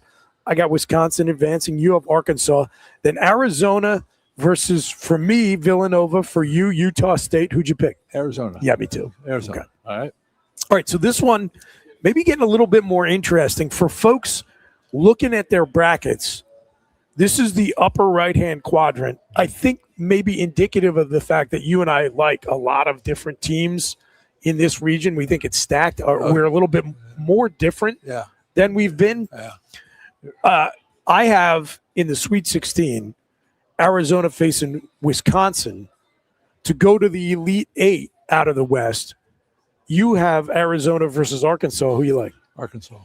I kind of thought the way you were talking them up. I like Arkansas. So you think the Razorbacks are going on a big old run? Boy, I like them. I really like this. I've seen them play I've seen a lot of basketball. I mean, but I like the Vanderbilts, the Arkansas, the Floridas. There's the teams that have impressed me more than any. You're digging the SEC this year. Yeah. Man, okay. All right. So and you have Arizona? I do. Okay, I do. Arizona is another team that is on borrowed time. Oh yeah, I know. Borrowed time for Mike years. the Mailman. Oh yeah. Weren't they the first team that lose as a number 1 seed? Was that team? No, that was UVA, but they have tanked it. Oh, that's right. Very badly. And I have pushed all my chips to the center on Arizona here. And let me tell you, if they burn me this year, that's it. You're out. They're 40 years in the wilderness, Arizona. Like you are just done. You are done. Okay. So is it 40 years in the desert or wilderness? In the desert, probably. Both. I think it's 80 years total. Arizona basketball. Okay. I will not survive to see my faith in that program restored if they tank it this year. Okay. So they got to, at least from my perspective, they need to at least get to the Sweet 16. Oh yeah, they should. But if they get bounced as a 1 seed, come on, guys. Arizona. Yeah, I know. Come on. For the love of God. I know. Folks, you're tuning into the Lion Country Kia Goon and Ironhead show. Chris Buchanani and Mike the Mailman from the obligatory PSU pregame show filling in. Reminder, you can see us all throughout the season on the Tingwall Film Network on YouTube. We'll be doing our blue-white preview show. Especially interesting one this year. We turned over about 50% of the roster. We got a new head coach, new coaching staff, new front office staff. A lot to talk about. You can only get it on the Tingwall Film Network on YouTube. Goon and Ironhead both out. Ironhead on his way to Cleveland for the wrestling tournament. Goon resting up and recovering at home. But we are out here at State College's Quaker Steak and Lube, where the all-you-can-eat wing buffet is going to open up at 4 o'clock. So please come out and join us. And we're talking about, as we always do this time of year, Mike, the NCAA March Madness bracket. You have got Arkansas on one of those elite 8 lines in the West, the upper right-hand quadrant of your bracket. I've got Arizona. And in the other Elite 8 matchup, we both have Purdue facing, you have Gonzaga, I have BYU. Who do you have facing for you, Arkansas? Gonzaga. This Gonzaga faith, Mike. I know. I don't know. I think I like in the my novelty. in my experience, buying in on Gonzaga to go deep into the tournament is fool's gold more often than it's not. I know they've gone on a few runs, but Mark Few to me is Mark Few wins when it comes to March. The Lord of No Rings. You're right. But what wasn't Purdue ranked number 1 in preseason? I mean that would be a reason probably to take them, but I don't know. I just for some reason I didn't have the guts to take them. What did I say my rule was? Which was you burn me twice, you get you're gone. Banished. Banished. But then if you surprise me twice, then I'm back on board. Oh yeah. And finally, after decades, Mike, Purdue has re-earned my benefit of the doubt. So this is by far our most differences in any region. Oh, yeah. Absolutely. Here in the West. And I do think that's owing to what we see as a pretty so many good teams. Even, very competitive region. So the West is a fun one if you have not filled out your bracket yet. So let's talk about the Elite 8 because you and I are very different. You have Arkansas versus Gonzaga. So because you've got a larger print bracket and I am not wearing my reading glasses and I am of a certain age, give me the seedings for those two teams. Arkansas was a 4. Yeah. Gonzaga was a 3. And so you've got the 1 and the 2 both getting bounced. Yeah, Purdue and Arizona. Oh, yep. Yeah. Wow. That's unusual. And so I have Arizona and Purdue. So I went chalk. I have Arkansas and Gonzaga. Yeah. So who do you have coming out? Arkansas all the way to the Final Four. Yep. I like Arkansas. I mean, I think next year's going to be their year too, but I like them this year too. You know, I remember I actually picked that. I think about 3 years ago, 2 years ago. Remember Arkansas was supposed to have a really good team. That's right. And they just stunk it up. I think they lost in like the second or third round. Yeah. Do you remember that? Yeah, I do remember it. And I had them going to the Final Four. That's right, you did. Now, this was not I think these are toss-up games. I could very easily see Arkansas beating Wisconsin in the second round, and if they do, it could be off to the races. But they're one of those teams, SEC teams, that there is so much money and investment flying around in that conference because you got John Calipari there. That's where he is. Yeah, where he's, you know, the same thing. You were very heavily invested, Mike, in these heroes of the late 90s, 2000s. Because you have Rick Pitino and John Calipari That's right. in the Final Four. Mm-hmm. And to me, those guys are Walmart greeter territory. They're running on fumes. Yeah. But you're going with the Razorbacks, which makes me sick to my stomach, by the way, because I always know that I should just listen to whatever you say, because you typically win this thing between you, me, and Goon, and I'm always bringing up the rear, except last season when I was right in it. But I do think Goon ended up having Florida winning it all, so I think he beat me, but it was just by a little bit. Yeah. Well, it's just hope he's just recovering. Just take it easy, Goon. Do what the doctors tell you to do. Yes.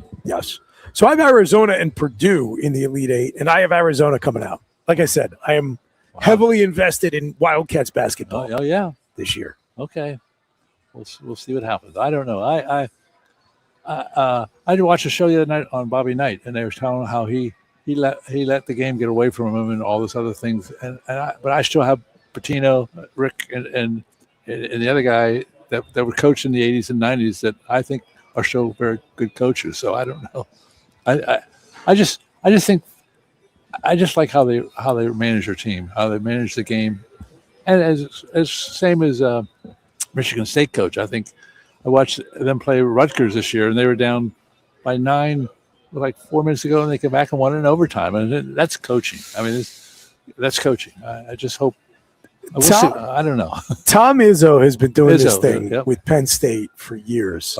Where they come in here and they beat us, and then he just talks Penn State. Oh, I know. Penn State's coaching and everything up. Like, it is just the toughest game on his schedule, and then he always like reprimands the fan base for not supporting the team and not supporting the coach. I love Tom Izzo, but it does have a little bit reminiscence of, you know, Joe Paterno talking about Ted Temple. You gotta take these guys seriously. You're gonna get licked. Yeah, I really feel. I mean, I really love Penn State basketball. And I really like their coach. And I do too. I just feel, I'm a big Mike Rhodes fan. I think Mike Rhodes has to feel when he goes to these other venues and see standing room only. You know, every game he goes away game in the Big Ten. Then he comes back home and is unbelievable. He is a good, accomplished college basketball coach.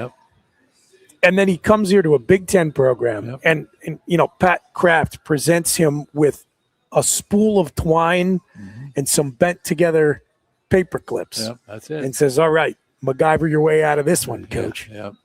Unfortunate. It is. All right, so as we get ready to go to break here from State College's Quaker Steak and Lube, where the all-you-can-eat wing buffet opens at 4 p.m. on the Line Country Kia Goon and Ironhead show, minus both Goon and Ironhead.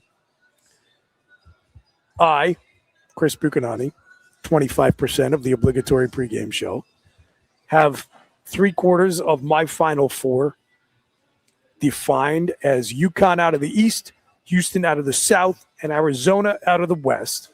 You, Mike the Mailman, another 25% of obligatory, have out of the East, St. John's, and out of the South, Florida, and out of the West, Arkansas. Big Razorbacks guy. Listen, man, I can't wait to hear who you have in the championship game, but nothing would delight me more than to see Rick Pitino's St. John's versus John Calipari's Arkansas. God, please let that happen. Let that happen. But is that what Mike the Mailman's going to pick? There's only one way to find out, and that's by staying tuned right here, the Lion Country Kia Goon and Ironhead Show, live from Quaker Steak and Lube on Central Pennsylvania Sports Authority. Sports Radio, 98.7 The Fox. We'll be right back. You look a bit nervous, hey? Thierry, what's it like to stand in the FIFA World Cup stadium? Wouldn't you like to know? Just tell me. Come on. It's not something that you can put into words. Such a tease. You can't rush it. You will find out when it's your time. Thanks for the wisdom, coach. So, how much longer? Now go and make history, my man. Here's the World Cup you've been waiting for. Actually, the World Cup's been waiting for me. That's the spirit. Just remember who drove you here. Inspiring every step of the next legend. The official matchball carrier, proudly sponsored by Kia. Inspiration connects us all.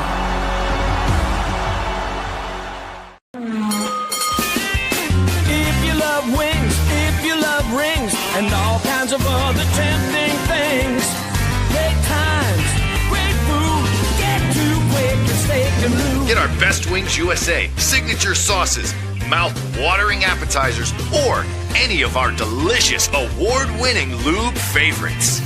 Great times, great food, get to Quaker Steak Lube. I'm the Modelo Recruiter, and I'm looking for fans with good hands and great speed. The ones who stay focused and never miss a play. They go the distance on game day, even when their team is away. I'm always watching, always looking to reward more full-time fans. Because football isn't really football without you. Lusk & Associates Sotheby's International Realty proudly presents the introduction of our new State College office at 314 South Borough Street in State College. At Sotheby's International Realty, we advertise locally, nationally, and internationally, bringing the best of advertising and promotion to each and every one of our properties, big or small. Call now. A lot has changed about State College. One thing that hasn't is W.C. Clark's Coffee Roasters on 234 East Calder Way. 30 different varieties of specialty coffee beans sourced from over 25 countries and roasted with love each morning in Happy Valley for over 45 years. They'll ship their fresh roasted coffee from their doorstep to yours. Order online at statecollegecoffee.com. That's statecollegecoffee.com. Hi, welcome to Timberland Federal Credit Union, a financial cooperative for its members, tracing all the way back to 1973. Experience Timberland Federal Credit Union, where you're greeted with a smile and financial solutions are tailored to your unique life journey. Here, we're not just financial professionals, we're your neighbors, people invested in your financial needs, literacy, and empowerment. Your dreams matter to us, whether they're about buying a home, growing a nest egg, or embarking on new adventures. TFCU draws from the past and invests in the future, offering modern tools like online banking to give you the freedom to manage your money practically anytime. Additionally, we're passionate about giving back both time and resources because enhancing our community is at the core of why we're here. Visit TFCU in person or online to learn more about our services and apply for a membership today. WFXX, The Fox, your sports radio. Broadcasting live, loud and proud from Central PA's Sports Authority, WFXS America. 98.7 The Fox, State College. Announcements, excitement, a lot going on in the world of sports, a lot going on in Penn State sports. Yep. It's the Lion Country Kia Goon and Ironhead Show live from State College's Quaker Steak and Lube here on 98.7 The Fox. Chris Buchanani and Mike the mailman, the legendary campus icon himself, both of the obligatory PSU pregame show, which, of course, you can see during the season, and with our Blue White show coming up on the Tengwall Film Network on YouTube. Please subscribe to that. Just go to YouTube and look up Tengwall, and you can subscribe to Landon's main channel, which I'm going to pop up on here in a couple of weeks, and he's got some other Penn State content posting, and, of course, the Tengwall Film Network. So we are working our way through the men's basketball bracket. Of course, we want to shout out again the women's ice hockey team, which is playing for a national championship, hosting the Women's Frozen Four this weekend. They take on Wisconsin on Friday at 7:30. And, of course, the wrestling team is going to be chasing yet another national title.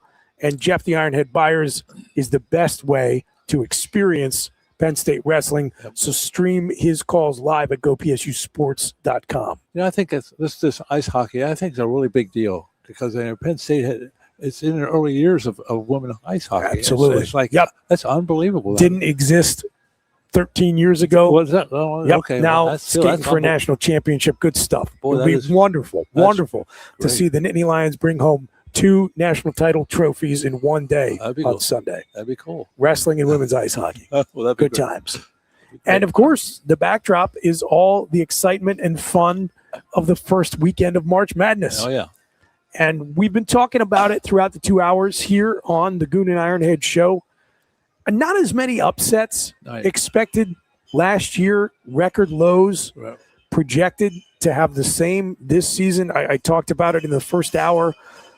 Never historically have we seen the top seeds favored by as much as they are in this year's bracket. A lot of that attributable to the mid-majors just getting rated in the transfer portal with big NIL bucks being spent by the Power 4 teams. Yeah, I remember last year, a lot of my friends who play a basketball pool, they're so excited to go into the weekend, but not have a lot of their teams eliminated because there were not a lot, not a lot of upsets. It's like, if you're someone like myself who does not pay a ton of attention and loves to pick chalk, it's a good time to be alive. Absolutely. And so we're down to our final of the 4 regions. Mark, Mark. Oh, yeah. Where did that come from? I don't know. I'm Mike. not sure. Yes. Mike the mailman. That's your name. You and I have worked together a couple of times. Oh, yeah. Mark. Oh, yeah. Yeah. I have. It's the lower right-hand quadrant on the bracket. It's the Midwest. Yep. Let's just review again for folks who are just tuning in, especially on the radio on 98.7 The Fox. Out of the East, I had UConn. The South, I had Houston. And out of the West, Arizona. So chalk-ish. And, Mike, you picked some more upsets. You had St. John's coming out of the East, going on a little bit of a run as the 5 seed there. You picked the 1 seed Florida to come out of the South, and you picked the 4th seeded Arkansas to come out of the West. So now in the Midwest, the 1 seed is the Michigan Wolverines. They will face the winner of the Howard UMBC play-in game. UMBC, kind of a fun feel-good story. They were the team, obviously, that beat UVA in the first ever 16-1 upset. They got a great, fun social media account, but I don't see the history repeating. I've got Michigan. Likewise, Michigan. Yep. Yeah. 8-9 seeds are interesting. Georgia versus St. Louis. St. Louis is always in this tournament. I mean, they're in a lot, I should say. They're back when Rick Majerus was their coach. Oh, yeah. That's right. Wow. Yeah. But they always seem to have I always remember St. Louis wins a lot of basketball games. But, the Pelicans. Oh yeah, the Pelicans. That's right, the Pelicans. That's right. But I don't have them beaten Georgia. I don't have them beaten Georgia. I went back and forth on this one. I wanted to pick a few upsets because I don't have a lot. Yeah. Going back to the point about record low upsets expected, and again, I do kind of like the mascot. Oh yeah. So I just took St. Louis, but I was going back and forth in that one. Those 8-9 matchups are always a toss of a coin. That's for me anyway. But, indeed. Yeah. Something we did not talk about, Mike, which we're going to get to in this bracket, is that probably the play-in game that will get the most scrutiny, and we'll get to it here in a moment, is going to be SMU, Miami, Ohio. Oh, yeah. And I bring it up because our next matchup we're going to discuss is Texas Tech taking on Akron. And the only reason Akron is in the tournament is because they won the MAC. Yeah. They went on a little bit of a run, unfortunately, defeating the Toledo Rockets in the finals. Long-time followers of us know that I'm a little bit of a Toledo Rockets partisan, but the Zips. That's right, you are. I was rooting for Toledo to steal that line instead of the Zips. But here they are. They're taking on Texas Tech. I like Texas Tech's team a lot. And I've always told you Penn State's my favorite. Illinois is my favorite mascot, and Akron's always my second favorite. The Zips. The Zips, because I used to deal in zip codes. But that's another story. Yes, indeed. Sorry, I had to tell you that. Anyway, but you have the Red Raiders winning this matchup. I do. I have the Red Raiders. Yep. Another team out of the SEC, we've got Alabama versus Hofstra. I have the Crimson Tide. Oh, yeah, Alabama. Yep, I do them. Yep. Okay, and so now Akron pulled the upset of previously undefeated Miami, Ohio. Yep. 31-0 in the regular season. Yeah. Famously, no quad one wins, no wins against other teams in the field, but undefeated. Undefeated, upset in their conference tournament. And so Tennessee takes on the winner of SMU, Miami, Ohio. Yep. So let me first ask you, who do you have coming out of that matchup? I'm rooting for Miami, Ohio. Okay. Because I watched them a couple of times. They've won a lot of close games. Every game I watched, they won by 2 or 3 points or overtime. I think they have a lot of grit. I like their grit. So I'm hoping that they win. I don't know. Who do you have in then Tennessee versus Miami, Ohio? Tennessee. Me too. Yeah. So I have it essentially being a moot point. Yeah. Because I think the Volunteers advance. Oh yeah. I think all of America who has no other rooting interest loves the underdog. Oh, yeah. And so I think Miami, Ohio will have a lot of support versus the Mustangs. Yeah. Oh, yeah. And for me, as somebody who has very little investment in the college basketball postseason because I am a diehard Penn State fan, so I rarely have any reason to care about college basketball in the way that fans of many other schools do regularly. I watch the tournament for the fun of seeing the little guy, the underdog, the Cinderellas get their moment in the spotlight. I don't really care to see a 16-17 win power conference team glomming up these lower seeds in the tournament. I like, well, depth and NIL and these teams might be better. They might be, but I don't care. I know. The whole regular season is when I get to see the Power Four teams measured against one another. And teams like Auburn that come out on the wrong end of it, like, go play in the NIT. I like something different. I like the novelty of this first weekend of the tournament. So I am pulling for Miami, Ohio to at least beat SMU, just to shut up all the people who instead say, no, instead, let's just have an extension of the regular season so we can watch the 12th place team in the SEC get a 12 or a 13 seed in the bright. Stupid.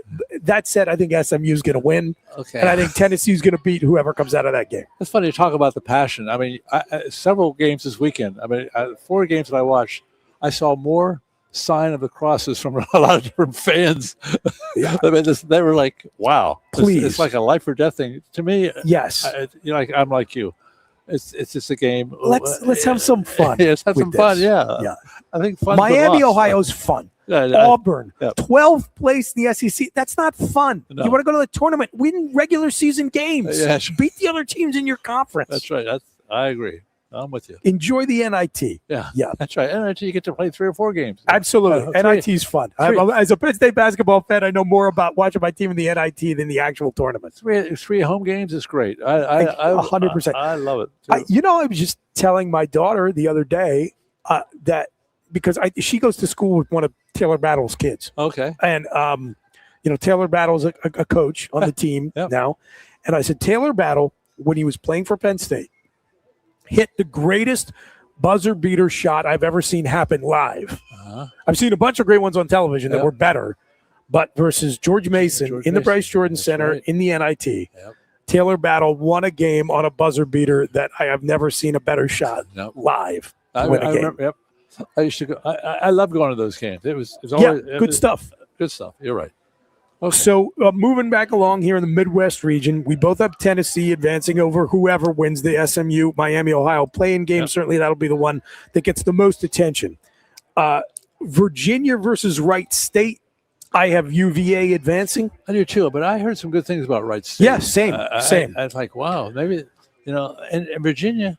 I mean, Virginia makes you nervous. They do, but we got them. We got UMBC elsewhere in this bracket, this region, the Midwest, because of the UMBC. I don't know. They're like some kind of dog, right? The Retrievers, I think, or the Collies or something. I don't know. They're a dog.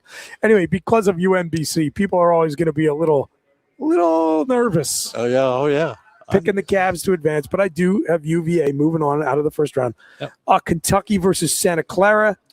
Again, don't love the SEC this year, but I think Kentucky's got the firepower to at least go around deep. I'm Santa Clara. Yeah. I wouldn't shock me. Spoiler alert, I have Kentucky losing their next game, so I'm not a big believer this season. Okay, and finally, Iowa State taking on Tennessee State. I have, whatever, like, some Iowa State fans are rooting for Penn State. Some hate our guts. I know. But we're linked now because of Matt Campbell. I've got the Cyclones. Oh, yeah, I do too. In that one. Okay. Yep. So Midwest region, last of the four, lower right-hand quadrant of the bracket, going right back up in the field of 32. I have Iowa State versus Kentucky. You have Iowa State versus Santa Clara. Who do you have in the Sweet 16? Iowa State. Okay, me too. Yes. I like that. So it's kind of a moot point that we disagreed on the Kentucky game because I don't have them going far this year. I like Iowa State. I think sometimes that's how you got to pick it, that they're going to lose the next round. Yeah, for sure. Yeah, right. Yeah, you take a flyer because you're like, I don't think they're going too far. Yeah, I like it. I like that strategy. Okay, so we both took Virginia, although... Or did you take Wright State? No, I took Virginia. No, you did, but we were just saying we could see an upset. Oh, yeah. Okay, so we both have UVA versus Tennessee. Who do you have in the Sweet 16? I have Tennessee. I took UVA. Okay. I'm gonna ride the UVA train a little bit. I do think they're well coached, and there's some depth on that team. Well, Tennessee, once again, a former coach in the Big Ten, wasn't he the guy from Tennessee? I don't know who the guy is, but who's the Tennessee coach now? I thought I saw him here at Penn State. I am sorry. Yes, I am just drawing a complete complete blank. I didn't mean to throw you a curve. No. It's okay. It's okay. But I've seen him. Maybe somebody in the comments online will help me out on that one. Good. So you have Virginia. I have Tennessee on that one. Yep. Okay. All right. Once again, like an old school type of coach, and this Virginia coach is his first or second year, right? I think it is. Yeah. Tony Bennett left early. Yeah, because he retired. Tony Bennett retired. Yep. Here's the thing with Tennessee. The stupid reasons why you do or don't pick teams in the tournament. Okay. All right. Tennessee absolutely face planted on my you get two standard. Tennessee burned me a couple of times. And so Tennessee's out. They're on the outs now. So this would be an opportunity. This would be an opportunity because they can reel back they advanced farther than I expected them to last year. I think it was, or 2 years ago. That's right. They did. So so this is a chance. If you're right, and they become a Sweet 16 team, that would be enough to kind of earn them back into my good graces. But right now they're out. Right. Okay. So I got UVA in the Sweet 16 in the Midwest. All right, we both have Texas Tech versus Alabama, Big 12 versus SEC. Mike the Mailman, who you got? Texas Tech. Me too. Oh, good. Me too. I like the Red Raiders team this year. Texas Tech athletics is in the midst of something of a renaissance. They are. Mike. Yeah. Talking about the Tengwall Film Network, which everyone should subscribe to on YouTube, on Landon's main channel, he's been doing a fun thing. He's been slowly rolling out his top 10 for the 2026 college football preseason. Oh, okay. And he is Texas Tech number 8 in the country. Whoa. Yeah, with Brendan Sorsby, the big quarterback signing there. He's bought in on the Red Raiders. And so I think I am all in on the athletics renaissance in Lubbock. I got Texas Tech in the Sweet 16. Does Landon have anything to say about Did Penn State make his top 10? They did not. They did not. They did not. It is going to be interesting to see where he thinks we're going to debut. I've seen most prognosticators have Penn State in their top 25. I do? Oh, okay. A handful, very cheekily, perhaps in part because of the schedule. Oh, yeah. In part, just belief in Matt Campbell as a coach. They have him in the top 15. Yeah, so that'll be interesting. Should see. We'll see what happens. All right. Should be an interesting conversation on the obligatory PSU pregame show for the Blue-White weekend, which you can get on the Tengwall Film Network on YouTube. I really want to talk about the strengths of schedules stuff. I don't get that. Well, I will throw in another plug on, I believe it is Saturday. Let me make sure I am getting the date right for everyone here so they can come out and check it out. The 28th of this month. Yes, Saturday the 28th, I am going to be down at the Student Bookstore, the SBS, the Big Blue on the corner with Landon live on his channel. Oh, okay. And we'll be taking questions from fans live on the air, but we're also going to be talking about Penn State's schedule. Okay. So you should come on down, Mike the Mailman. Increase the star power. Our daughter Mary Kate and I are going to be there at the Blue Whites on Friday night for the Blue White. We're doing a book signing at the book. So that would be April the 24th? Yeah. Yep. Yes. Okay. We're going to be there from 3 to 6, and then we're going to go to Antifragile from 7 to 9. There you go. It'll be fun. Right. This is a book plug factory here as we fill in for the guys. It's the Lion Country Kia Goon and Ironhead show here on 98.7 The Fox. Mike the Mailman and Chris Bucanani of the obligatory PSU pregame show filling in for Goon and Ironhead. We are at State College's Quaker Steak and Lube. We are at T-minus 14 minutes and counting until the all-you-can-eat wing buffet opens up. All right. Come on out and join us. And really, if you want to enjoy excellent service, unbelievable food, the best selection of the best wing sauces and dry rubs here in the Nittany Valley, and not a bad seat in the house. Oh, yeah. With direct line of sight to a flat screen for this weekend's March Madness games, Quaker Steak and Lube This is the place to be. is the bet. It is the safest bet of this cornucopia of sports we'll enjoy here in Happy Valley this weekend. We're breaking down the men's March Madness bracket. One more matchup to represent the Sweet 16 in the Midwest is, for me, Michigan versus St. Louis. For you, Mike, the Wolverines versus the Georgia Bulldogs. Who you got? I like Michigan this Me week. too. Yeah. Same. They're a quality team. Yeah. So things are starting to align. We are in agreement in 3 out of our 4 Sweet 16 teams in the Midwest region. Yep. So let's talk about that Elite 8. We both have Michigan taking on Texas Tech. Who you got? I have Michigan. I did too. I just talked about how much I like Texas Tech's team, and you did too. They had a guy that hurt us. Don't they have a guy that's injured or something? They do. Yeah. I might have thought otherwise, but I think it's important to have your top 5 guys there. And having watched Michigan, I really like their team.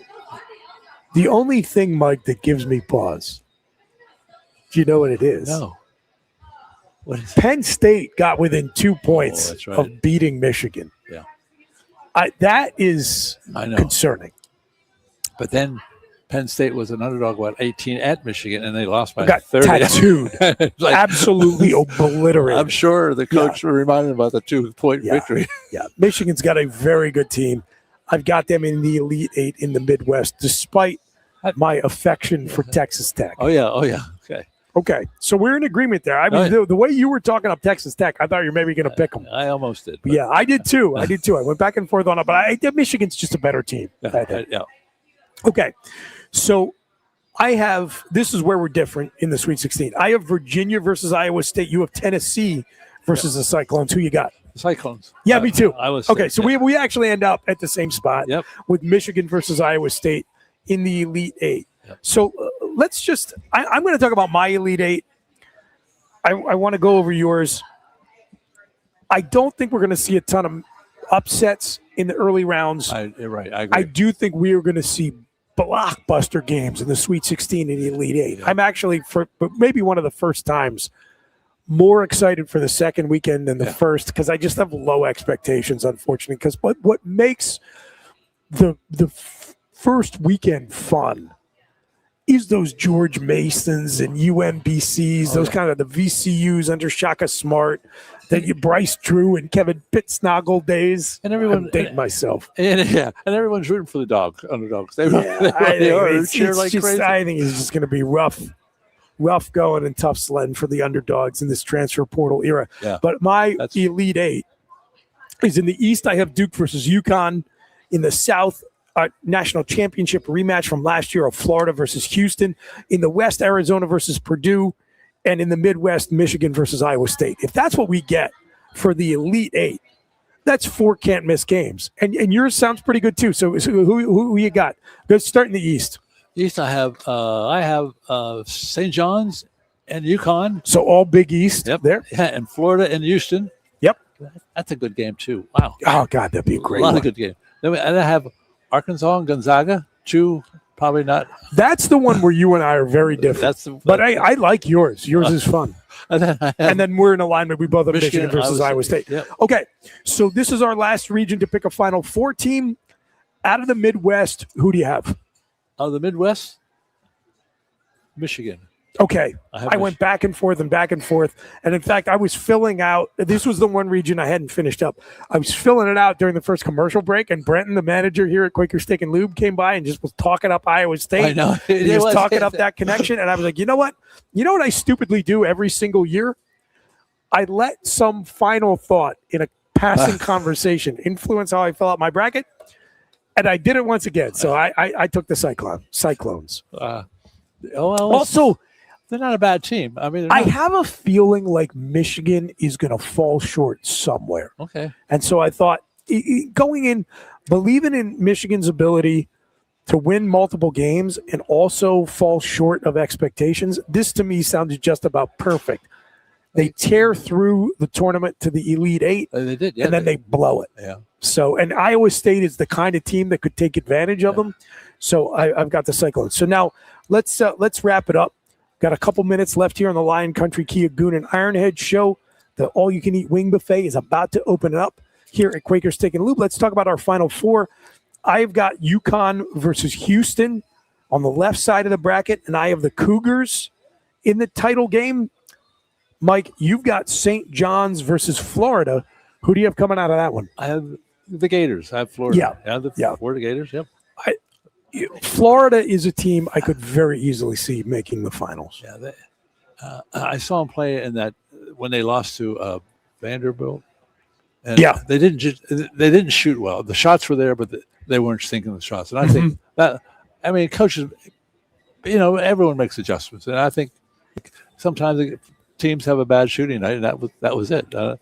But they're still ready. They still are a number one ranked team. So I figured the people in the know that they're a good team. How about the last time Florida won a national championship in basketball? They did it twice in a row. Could history repeat? Oh, that's right. You got them one game away at least. Wow. On the other side of the bracket, the West versus the Midwest, I have Arizona versus Iowa State. I have Arkansas versus Michigan. And who do you have coming out there? Well, I really want to pick Arkansas, but I like Michigan. Okay. So we've been pretty much in alignment until we get to the Final Four, and now we have two. I have Houston versus Arizona in the championship game. That's right. I have Florida and Michigan. Wow. And who do you have winning it all? Michigan. Oh, God, I hope you're wrong. Please be wrong. Sorry, Big Ten fans. I'm not a big Michigan fan. I am going to go puke in a bucket. I know. They've got to have like a bucket and mop. Oh, sure. Back in the kitchen here at the Lube. I'm going to need that bucket. I've got Houston. Oh, okay. Kelvin Sampson finally gets to cut down the nets. It'd be nice to see that happen. Yep. Phi Slamma Jamma. That's right. All right. Appreciate everybody for being part of this annual tradition when Ironhead is on the road. Goon, unfortunately, couldn't join us this year because he is home recovering. But Abukanani and Mailman got to do our tournament picks. Thanks so much. Remember, 7:30 p.m. on Friday, the Penn State women's ice hockey team is taking on Wisconsin. Would love to see you there at Pagula Ice Arena. But the headline grabber in the world of Penn State sports, Mike, I know you're a big wrestling guy. You're yourself a member of the Nittany Lion Wrestling Club. Yep. It is Cale Sanderson and the wrestling team. 7 number 1 seeds, all 10 wrestlers going to Cleveland. We talked about it a little bit off the air. How many national champions do you have Penn State finishing with? I'm hoping for 3. Okay. Yeah, I tell you, they have. This is. I've been watching wrestling for a long, long time. This team is as good as a team, the best team I've ever seen. Penn State has set and broken records for most points scored. Yeah. You think it's going to happen again? No. I don't think so either. No, I think there's more. There's more. There are other teams that More start. competition. Oklahoma State, I am very excited to see how they do. I think Virginia Tech is going to have a nice tournament. Nebraska and Ohio State will make some noise. Michigan's got a few in a couple of weight classes, specifically in heavyweight. I think. And it's fun that Iowa Could doesn't potentially have a national champion. Yeah, fun that Iowa doesn't have anyone. Yeah, it's a real shame. Which is great. Yeah, it breaks my heart. Yeah, right. How many finalists? I would say I'm thinking 5. Okay. Yep. That seems reasonable. I'm hoping. Could Penn State have 10 All-Americans again? I think 9 would be. I think they could do 9. 141? Yeah, Brady. Yeah. I think because he's small. He needs a. He was 125, and all of a sudden he's wrestling 141. Yeah. It's hard to do that. I mean, strength wise, and it's tough.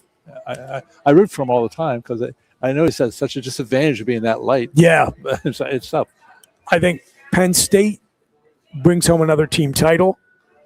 And the crazy thing is, I think the juggernaut just rolls on because next year's lineup could be more intimidating than this season's, which is crazy. Crazy. And a reminder to everybody, the best way to hear it is called by the future Hall of Famer, Jeff the Ironhead Byers. Just stream it on gopsusports.com. This has been the Lion Country Kia Goon and Ironhead Show. Chris Bucanani, Mike the Mailman from the obligatory pregame show. Subscribe to the Tengwall Film Network on YouTube to catch our blue-white show in a couple of weeks. Goon and Ironhead will be back next week, and you can hear the show every Tuesday and Thursday from 2 to 4 p.m. right here on 98.7 The Fox. I hope you all have a great week. Enjoy the college basketball. Enjoy the lead up to wrestling. As Ironhead would say, until we talk to you next, be good and be safe. We're out. You look a bit nervous, hey? Thierry, what's it like to stand in the FIFA World Cup stadium? Wouldn't you like to know? Just tell me. Come on. It's not something that you can put into words. Such a tease. You can't rush it. You will find out when it's your time. Thanks for the wisdom, Coach. So, how much longer? Now go and make history, my man. Here's the World Cup you've been waiting for. Actually, the World Cup's been waiting for me. That's the spirit. Just remember who drove you here. Inspiring every step of the next legend. The official matchball carrier, proudly sponsored by Kia. Inspiration connects us all.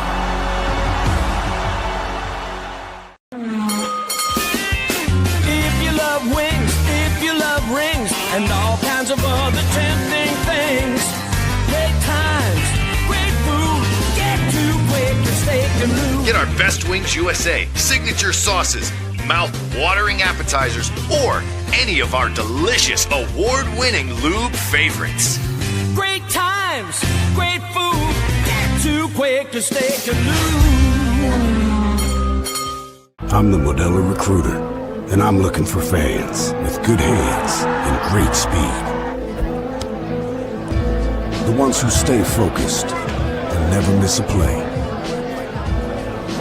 They go the distance on game day, even when their team is away. I'm always watching, always looking to reward more full-time fans. Because football isn't really football without you.